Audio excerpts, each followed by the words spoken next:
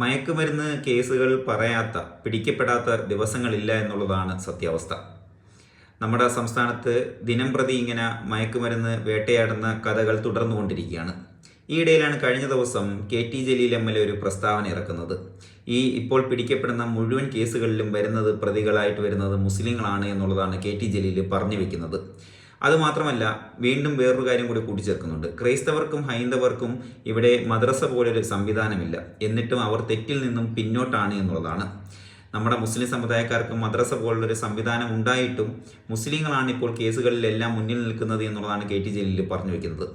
KT ജലീലിനോട് പറയാൻ എനിക്കൊരു കാര്യമുണ്ട്. മറ്റൊന്നുമല്ല, LDF ഗവൺമെൻറ്റിൻ്റെ കീഴിലുള്ള MLA ആയി തുടരുന്ന KT ജലീൽ ഒരു കാര്യം മനസ്സിലാക്കണം. ഈ ഗവൺമെൻറ്, ഇപ്പോൾ ഭരിക്കുന്ന ഗവൺമെൻറ് മലപ്പുറം ജില്ലയെ കുറച്ച് കാലങ്ങളായിട്ട് എന്താണ് ചെയ്യാൻ ആഗ്രഹിക്കുന്നത്?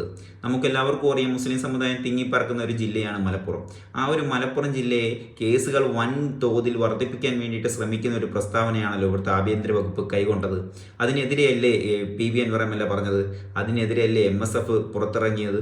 അപ്പോൾ ഈ KT ജലീൽ ഒരു കാര്യം കൂടി ഒന്ന് ചിന്തിക്കണം. ഇങ്ങനെ അനാവശ്യമായിട്ട് അല്ലെങ്കിൽ ആ ഒരു ജില്ലയെ വൻ തോതിൽ മയക്കുമരുന്ന് എത്തിക്കാനും അതിലേക്ക് ആ യുവതലമുറയെ വഴിതെറ്റിക്കാനും വേണ്ടിയിട്ട് ചില രാഷ്ട്രീയ നേതാക്കൾ എന്തുകൊണ്ട് ചെയ്യുന്നു എന്നും കൂടി നമ്മളൊന്ന് മനസ്സിലാക്കണം. അതിന് വേണ്ടിയിട്ട് ഒത്താശ നിന്ന് കൊടുത്തത് കൊണ്ടാണല്ലോ ആ കുട്ടികൾ അങ്ങനെ വഴിതെറ്റി പോകുന്നത് എന്നും കൂടി ഈ KT ജലീൽ എന്ന് പറയുന്ന ഫാസിസ്റ്റ് നയമുള്ള ഇവനൊക്കെ ഒന്ന് മനസ്സിലാക്കേണ്ടതുണ്ട്.